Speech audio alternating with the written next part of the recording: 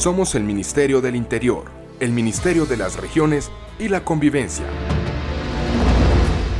Precisamente en consecuencia con la política del Gobierno Nacional, el Estado colombiano, cuando se presentó a la audiencia en el mes de noviembre del año pasado, fue con una posición que buscaba dignificar a las víctimas. En consecuencia, el Estado colombiano hizo una serie de reconocimientos. Reconoció la desaparición forzada por acción de 2 personas y reconoció también por acción el hecho de 2 torturas en relación con 2 víctimas que estaban solicitando este reconocimiento, y en relación con todas las víctimas hizo un reconocimiento por falta al deber de garantía y de protección de estas personas.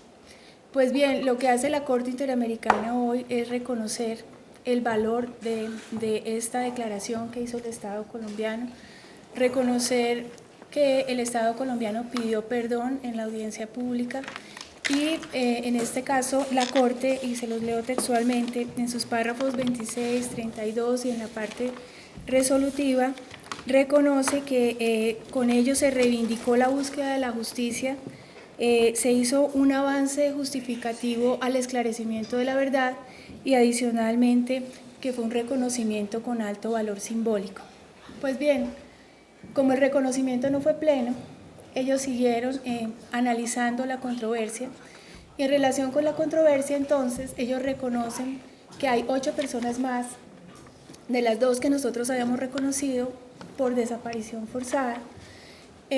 Nosotros sí consideramos que en esta rueda de prensa es importante decir los nombres de estas personas: Cristina del Pilar Guarín, David Suspes, Bernardo Beltrán, Héctor Jaime Beltrán, Gloria Lizarazo, Luz Mari Portela, Lucia Amparo Oviedo, Gloria Anzola, además de los que ya hemos reconocido, que era el señor Carlos Arturo Rodríguez Vera e Irma Franco.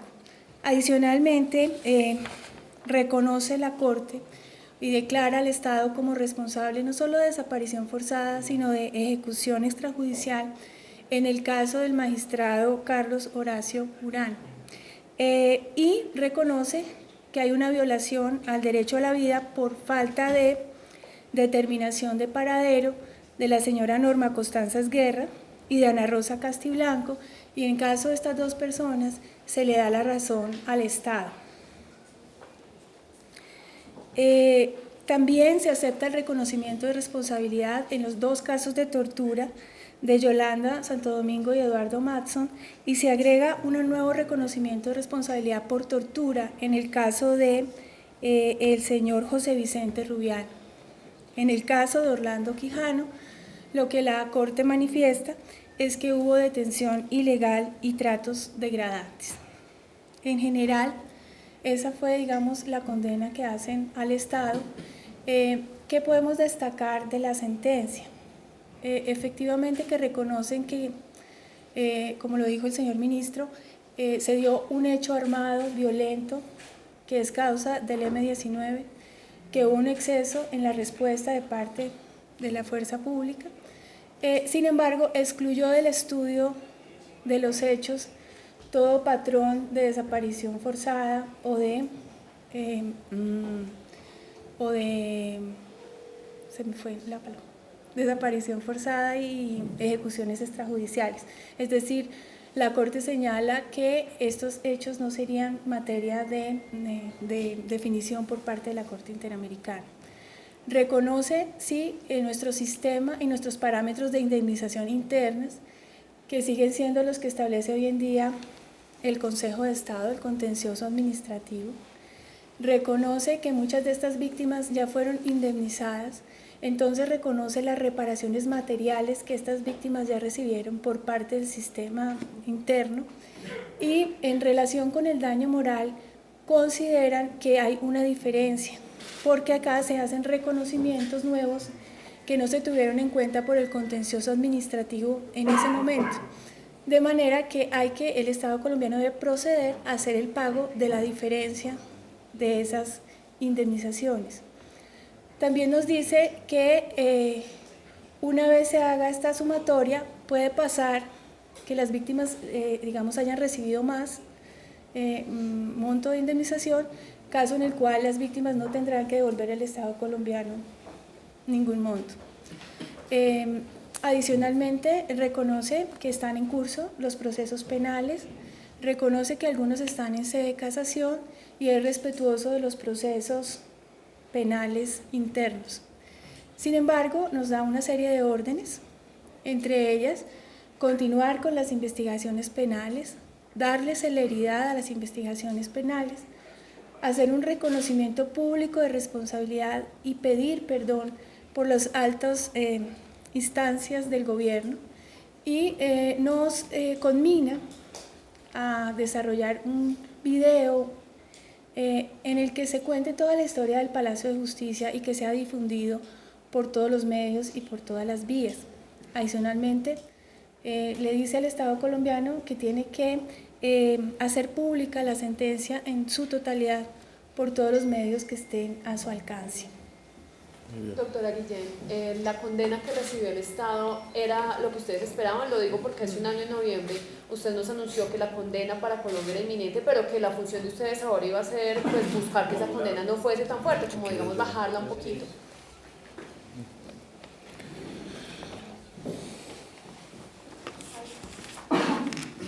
La Corte reconoce la actitud del Estado colombiano en la audiencia de alegatos de conclusión después de la contestación de la demanda y el reconocimiento de la responsabilidad por parte del Estado colombiano. Y desde ese punto de vista, obviamente, este fallo era esperado por el Estado, sin lugar a dudas, pero es un fallo que de alguna manera, como lo ha dicho la directora de la agencia, y lo reitero, es un fallo que reconoce los esfuerzos del gobierno colombiano, del Estado colombiano en el esclarecimiento de los hechos y anima a que se siga trabajando en esa misma línea y en ese propósito, y ese es el compromiso del Estado colombiano en su conjunto, y avanzan también las investigaciones de carácter penal. Pero es decir, ¿era el escenario que Colombia esperaba?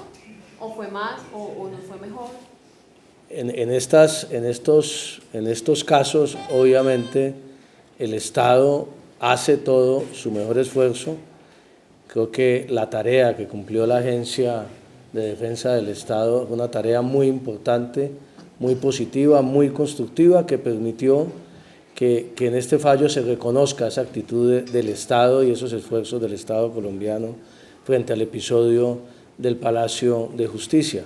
Obviamente, siempre se aspira a un fallo mejor, pero el escenario lógico frente a estos episodios y el propio reconocimiento del Estado colombiano era el de la condena, y creo que lo que corresponde ahora al gobierno nacional es cumplir con estas distintas medidas y estas órdenes que da la Corte que mencionaba ahora la directora de la agencia. Ministro, ¿quiere decir un fallo mejor en qué sentido? Cuando usted dice, esperamos un fallo mejor, que solo quedaran las víctimas que ustedes habían reconocido y no las otras. No, es que las víctimas que reconoció el Estado colombiano eran víctimas que ya, frente a las cuales había prueba directa de su desaparición. En estos otros casos no la había, y obviamente en ese caso particular de las otras desapariciones forzadas y de la ejecución extrajudicial, la Corte acude a otros medios de prueba que en el caso del Estado colombiano nosotros respetamos y nosotros valoramos y acatamos esa decisión de la Corte Interamericana. Pero sin duda alguna, yo vuelvo e insisto, es muy importante para el Estado colombiano el reconocimiento que hace la Corte de la voluntad y la decisión política de atender a las víctimas, de reparar a las víctimas, de buscar el esclarecimiento de los hechos, y hasta allí yo creo que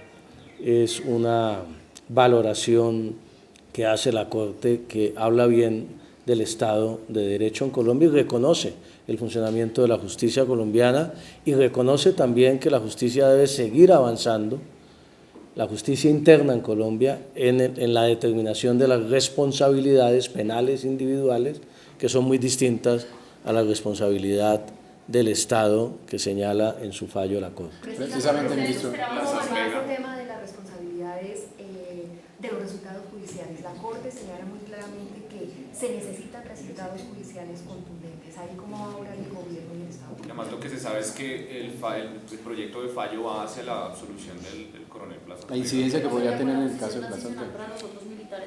Volvemos a insistir, son dos temas totalmente distintos, son dos temas que no tienen ninguna, digamos, que se tienen que separar y tratar de manera independiente. La Corte señala la responsabilidad del Estado colombiano, como lo ha hecho en los fallos internos frente a algunos desaparecidos el propio Consejo de Estado.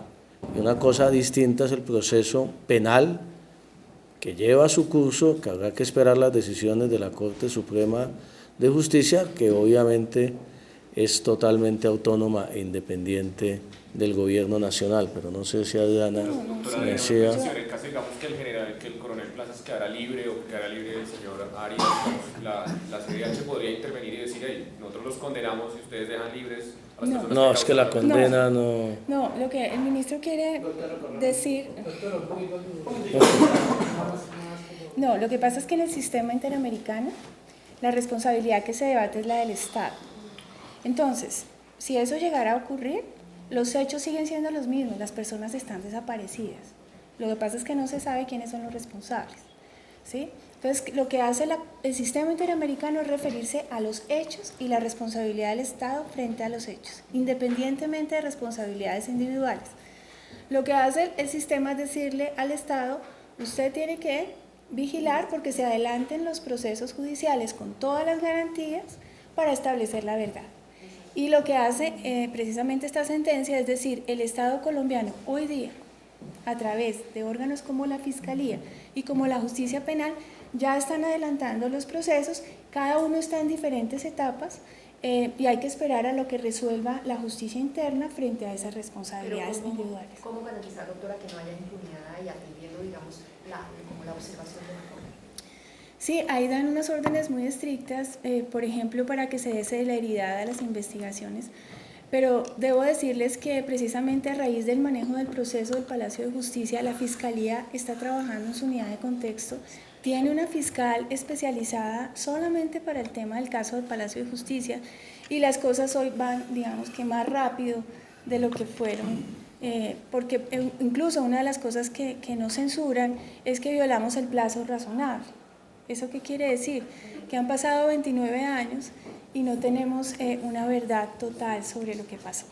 No, yo quiero precisar, obviamente en la defensa que se hizo y en la audiencia de conclusión se reconoció la responsabilidad del Estado colombiano en ese proceso y en esas desapariciones forzadas. En algunas, la Corte determinó las personas desaparecidas, el tema de la ejecución extrajudicial del magistrado Urán y el tema de las torturas, y en este caso obviamente el Estado colombiano y el gobierno colombiano considera que hay que respetar y acatar esa decisión, y esos son los elementos probatorios dentro del proceso con los que contó la Corte Interamericana para tomar su decisión, que nosotros acatamos y respetamos. Tal vez el tema de no esperamos es simplemente, pues siempre en una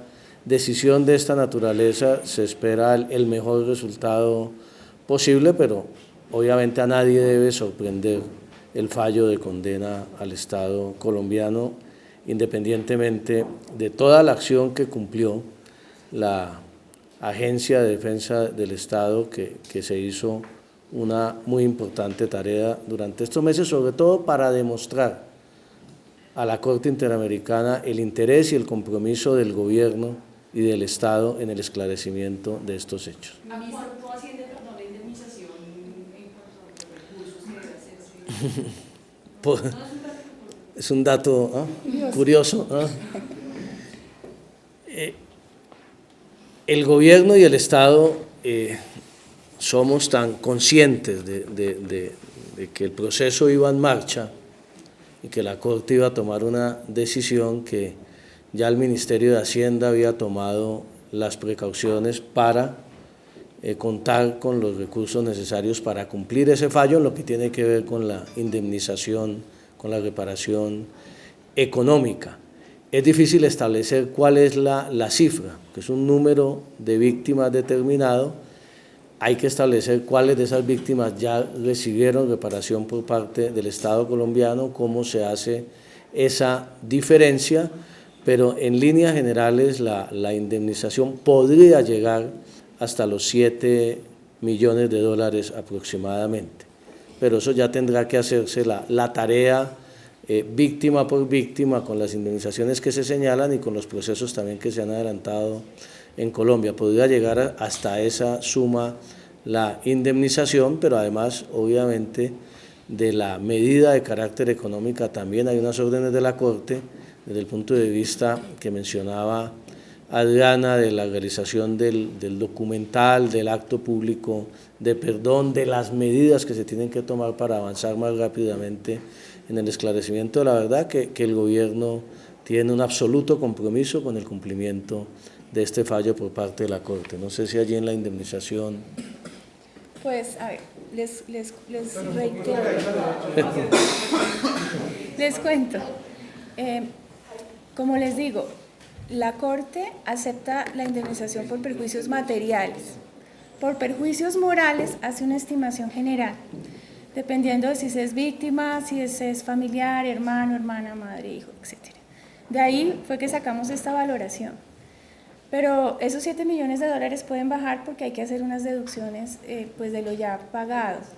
Y estaría dividido en un grupo que oscila entre 138 y 140 personas aproximadamente. En eso estimamos que podría llegar a ser el monto de la indemnización. Había una aspiración mayor de parte de las víctimas, pero consideramos que es una indemnización que está dentro de los parámetros normales del sistema interamericano. ¿Esto ya cierra el caso o continúa el proceso? ¿Es posible que vengan nuevas demandas por este preciso caso o no? Pues en relación con las víctimas que demandaron en el proceso, sí cierra el caso. Por supuesto que nos hacen un seguimiento para verificar el cumplimiento de las órdenes del sistema interamericano. Hoy en día el cumplimiento de esa sentencia está en cabeza de la Cancillería, a quien vamos a prestarle toda la colaboración para que las órdenes se cumplan en el menor tiempo posible. Y digamos ahí no hay alguna, a nivel como de aprendizaje del Estado colombiano, cuando la Corte señala hay un modus operandi en el tema de desaparición forzada, desempeño de la fuerza pública por exceso de fuerza, ¿hay algún mecanismo, digamos, de corrección o de ajuste a nivel de las fuerzas militares hacia el futuro de que no se vuelva a... Pero en el fallo no se... No, lo que pasa es que en el fallo precisamente el tema de patrones de desaparición forzada o de ejecución extrajudicial se excluye del estudio.